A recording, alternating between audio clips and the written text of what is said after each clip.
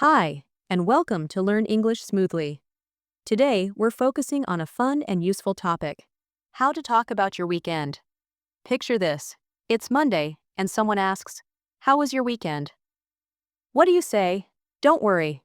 By the end of this episode, you'll have the confidence to answer naturally and keep the conversation flowing. First, start with a general response. There's no need to go into detail right away.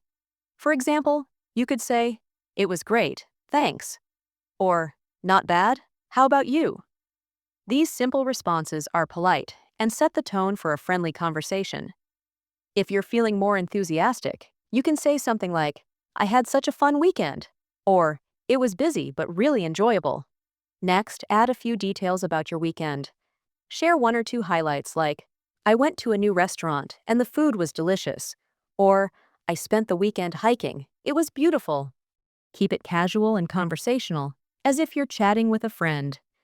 You don't need to share every single thing you did. Just focus on what you enjoyed or found interesting.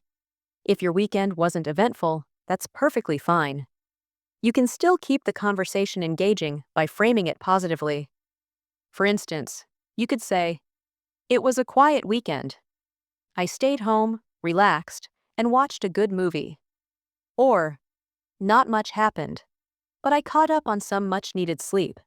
Even a simple weekend can sound interesting with the right attitude.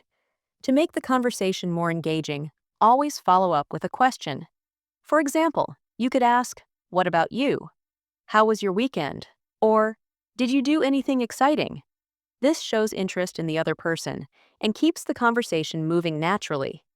Here's an example of a full response you can use. "My weekend was great, thanks. On Saturday, I went for a hike. It was so refreshing. And then I had dinner with friends.